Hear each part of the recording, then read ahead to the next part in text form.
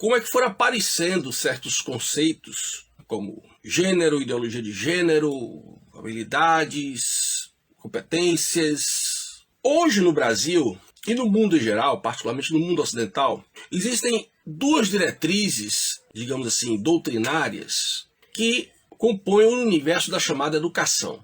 Existe aquele mais ideológico, para formar ativistas, revolucionários, militantes em sala de aula. Essa linha revolucionária ela é defendida fundamentalmente pela Unesco e pela Unicef. Essas são as duas instituições multilaterais que defendem essa abordagem. E é claro que, ao redor disso, existe um emaranhado de ONGs e fundações estrangeiras e nacionais, muitas vezes nacionais longamanos de ONGs estrangeiros, que estão ali efetivando esse trabalho, penetrando nos ministérios, penetrando nas secretarias, ou influenciando, fazendo parte de conselhos, uma série de coisas. Esse é um lado, essa é uma vertente. Por outro lado, nós temos a vertente que está mais ligada à mera capacitação profissional. Prestem bem atenção nisso. A mera capacitação profissional, que é aquela que trabalha com os conceitos de competências e habilidades. Quem dá o suporte a essa linha, o Banco Mundial e a OCDE. Não por acaso a OCDE cria nos anos 90 o exame do PISA, que é exatamente para checar se os países estão implantando aquilo que o Banco Mundial e a OCDE estão pregando. O Banco Mundial, inclusive, ele passa a ter muita influência na educação brasileira a partir do governo Fernando Henrique Cardoso, marcadamente. Mas aí nós vamos lá para trás um pouquinho, para a gente entender como é que isso foi aparecendo em termos de, digamos assim, está na moda agora falar, né? Em termos de ciência. Lá do século XVII, século XVIII, muito fortemente no século XIX, aparece o tal do determinismo biológico. O pessoal começa a dizer o seguinte, que o crime e a loucura, eles teriam origem na dimensão biológica. Por isso o determinismo biológico. Só que ao mesmo tempo que isso está se concretizando, esse determinismo biológico que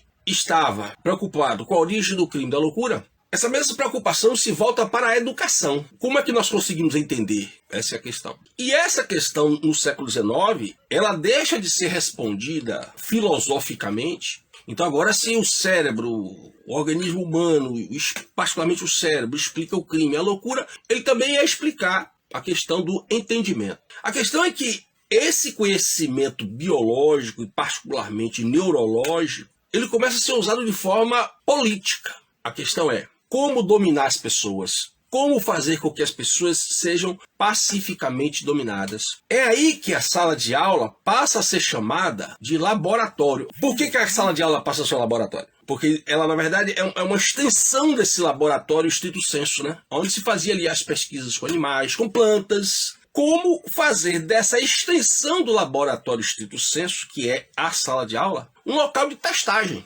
Testagem de quê? Daquilo que tinha sido descoberto no laboratório propriamente dito. Aí eu vou estudar a fisiologia da planta, vou estudar a fisiologia do cérebro dos animais, testes e embaixo testes. E depois eu vou ver como é que isso funciona no ser humano, se corresponde nos animais e nas plantas, se corresponde o mesmo no ser humano, e como isso pode ser utilizado para exatamente direcionar a mente das pessoas para aquilo que quem está no poder de interesse. Essas duas vertentes, tanto a vertente revolucionária, de militância, quanto essa vertente do determinismo biológico, elas vão ganhando força em paralelo e vão penetrando em toda a estrutura do ensino, principalmente no mundo ocidental. E o Brasil, como sempre, ele abre os braços, né? Tudo que é estrangeiro a gente abre os braços sem nenhuma análise de se aquilo serve, se não serve, o que é aquilo realmente, que proposta é essa. A gente vai abraçando e vai achando que é maravilhoso, até que lá adiante faz, não foi legal,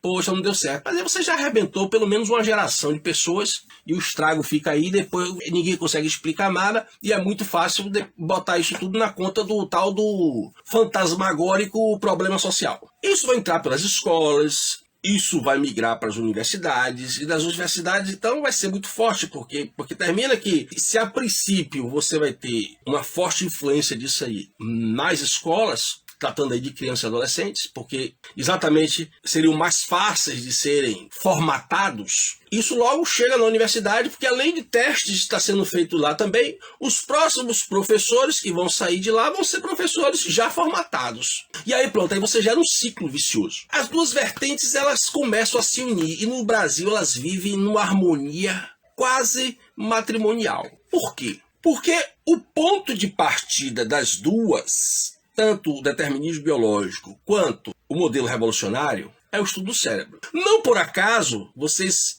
viram, estão vendo e vão continuar a ver, tão na moda a ideia do debate. A ideia do debate é exatamente para lhe colocar em dúvida e o seu cérebro caminhar para uma decisão.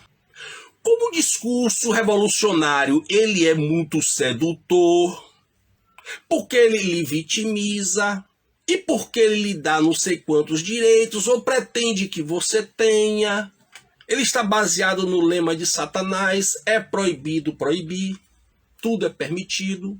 Então, você corre o risco grande de decidir pela linha revolucionária, pela linha mais sedutora. Nesse sentido, essas duas vertentes, elas caminham um tanto juntas, porque todas duas vão impedir de você pensar. De modos diferentes, com estratégias diferentes, as duas vão impedir de você pensar. Entender é uma coisa, analisar é uma coisa, criticar é outra. Você precisa exercitar a análise e o entendimento.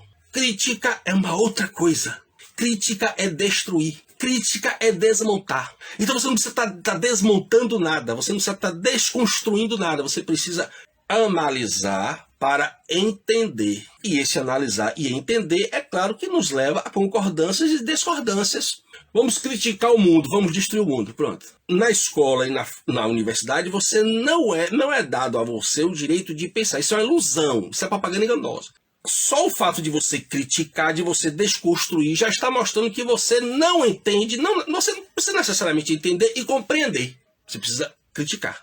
Não está sendo dada a você a possibilidade de você pensar. Você está sendo direcionado. Você está sendo condicionado a pensar de determinada forma. Aí a gente já começa a se aproximar do que interessa aqui.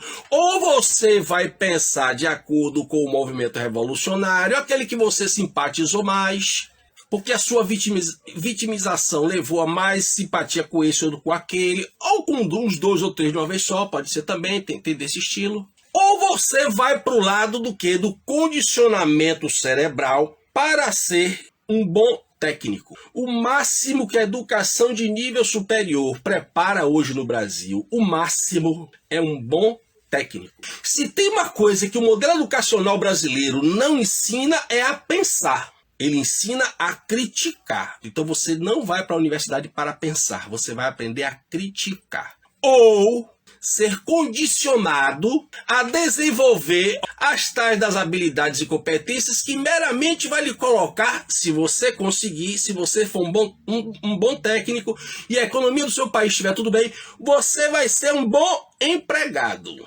Você vai aumentar a sua empregabilidade. Vai ter mais chance de ter e manter um emprego e nada mais. Então você não é preparado para pensar. Você é preparado, você é condicionado ou para fazer a revolução ou para se tornar um bom técnico e quem sabe arrumar um bom emprego. Se a partir do momento em que passou-se a entender que nós não temos mais a alma, que somos apenas cérebro, um cérebro que tem uma tal de uma razão que nos ilumina e nos dota da capacidade de entender tudo através da tal ciência. Bom, se nós não temos mais alma, o cérebro é que é o nosso limite. Por isso, o mundo não precisa de pessoas que aprendam a pensar. O mundo precisa de bons técnicos e revolucionários. E é só isso que a educação no mundo ocidental está apropriada, no Brasil fundamentalmente, para oferecer. O que você chama de habilidades e competências são mecanismos que se descobriu em laboratório e como hoje não precisa que você tenha mais nada além do desenvolvimento desses mecanismos que passaram a chamar de competências e habilidades, então a educação só vai ficar em competências e habilidades. Quem escapar disso vai para a linha revolucionária, que serve também ao sistema. E aí não tem como escapar. A não ser que você entenda isso e você procure fazer estudos, digamos assim, paralelos. Então, a questão é essa. Ou você entende e busca meios de, digamos, superar isso. Centro de Estudos Professor Oswaldo Bastos. Projeto Educação, Ensino e Cultura.